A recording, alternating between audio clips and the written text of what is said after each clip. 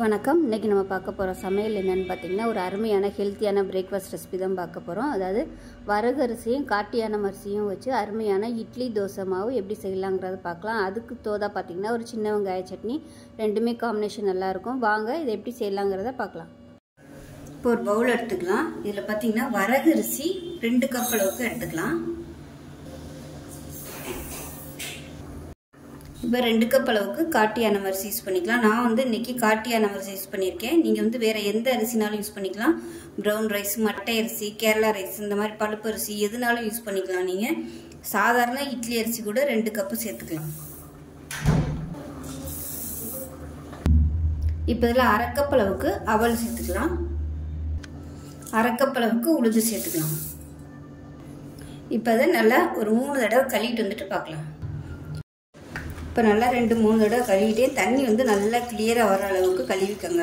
ஏன்னா வரகு அரிசியில் கலங்கள் அழுக்கு வந்துக்கிட்டே இருக்கும். அதனால் நல்லா தண்ணி கிளியராக வர அளவுக்கு எவ்வளோ தூரம் நீங்கள் தண்ணி ஊற்றி அலச முடியுமோ அந்தளவுக்கு நல்லா அலசிக்கோங்க. இந்த அளவுக்கு தண்ணி நல்லா கிளியராக இருக்கணும்.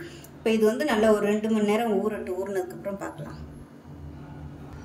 இப்போ இதில் ஒரு 1/4 டீஸ்பூன் போல் வெந்தயம் சேர்த்துக்கலாம். இப்போ இது நல்லா ஊறிடுச்சு. இது மிக்சி ஜாரில் போட்டு நல்லா அரைச்சிட்டு பார்க்கலாம். இப்போ மிக்சி ஜாரில் போட்டு அரைச்சிட்டு நான் கொஞ்சமாக போட்டதுனால மிக்சியில் போட்டிருக்கேன். 2 பேட்சாக நீங்கள் நிறைய போய் யூஸ் பண்ணிங்கன்னா கிரைண்டரில் கூட போட்டுக்கலாம். இப்போ இது ஒரு 8 மணி நேரம் புளிக்கட்டும். புளிச்சதுக்கப்புறம் பார்க்கலாம். இப்போ மாவு புளிச்சிருச்சு, எப்படி இருக்குன்னு பார்க்கலாம். பாருங்கள், நல்லா அருமையாக வந்திருக்குது. இப்போ அதை லைட்டாக மிக்ஸ் பண்ணி விட்டுக்கலாம். ரொம்ப போட்டு அடித்து மிக்ஸ் பண்ணுவேன்னா லைட்டாக அப்படி மிக்ஸ் பண்ணி விட்டுக்கலாம். நல்லா சூப்பராக புளிச்சு வந்திருக்கு மாவு. இது இட்லியாகவும் ஊற்றிக்கலாம், தோசையாகவும் ஊற்றிக்கலாம். நீங்கள் பணியாரம் கூட இதை செஞ்சுக்கலாம். இது தனியாக இருக்கட்டும். நம்ம ஒரு சட்னி ரெடி பண்ணிக்கலாம், வெங்காய சட்னி.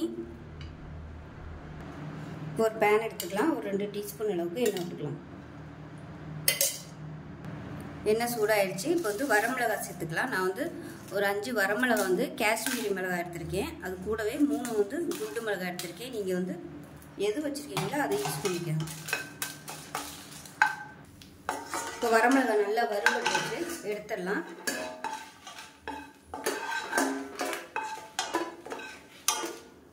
இப்போ அதே எண்ணெயில் நல்லா ஒரு கைப்பிடி அளவுக்கு இது ஒரு 20 சின்ன வெங்காயம் இருக்கும். அதே மாதிரி நல்லா ஒரு 10 பூண்டு பல் இதையும் சேர்த்துக்கலாம்.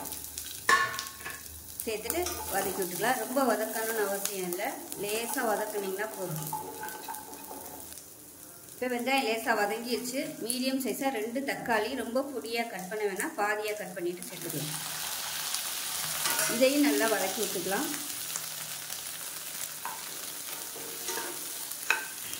இப்போ இதில் கொஞ்சமாக உப்பு சேர்த்துக்கலாம். இப்போ இதில் சின்ன துண்டு அளவுக்கு புளி சேர்த்துக்கலாம். இது கூடவே நல்லா ஒரு 1/4 கப் அளவுக்கு பொட்டுக்கடலை சேர்த்துக்கலாம். இதையும் சேர்த்து நல்லா பரட்டி விட்டுட்டு அமர்த்திடலாம். தக்காளி இந்த அளவுக்கு வதங்கினா போதும், ரொம்ப வதக்கணும்னு அவசியம் இல்லை. இப்போ இது பார்த்தீங்கன்னா மிக்சி ஜாரில் சேர்த்துட்டேன். இது நல்லா ஆறுனதுக்கப்புறம் அரைச்சிட்டு பார்க்கலாம். இப்போ நமக்கு சட்னி ரெடி ஆயிடுச்சு.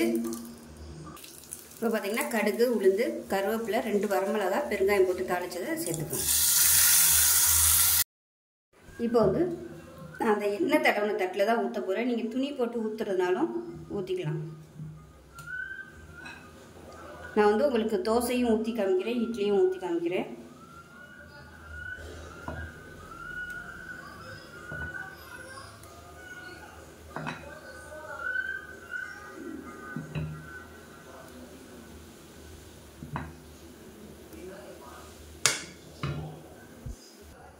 இப்போ நம்ம தோசை ஊற்றிக்கலாம்.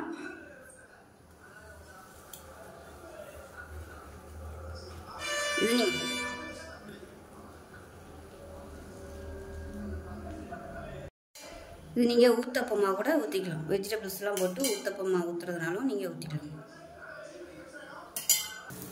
இப்போ பாருங்கள், தோசை நல்லா சூப்பராக மொறுமொறுன்னு வந்துடுச்சு. பாருங்கள் எந்த அளவுக்கு நல்லா கிறிஸ்பியாக இருக்குன்னு. இப்போ நமக்கு 2வது ஊற்றின தோசையும் சூப்பராக ரெடி ஆயிடுச்சு. இப்போ பாருங்கள், இட்லியுமே சூப்பராக ரெடி ஆயிடுச்சு. பாருங்கள், நல்லா சாஃப்டாக இருக்குது இட்லி. நான் எண்ணெய் தடவி தான் ஊற்றியிருக்கேன். நீங்கள் துணியிலையும் ஊற்றிக்கலாம், நல்லா அருமையாக வரும்.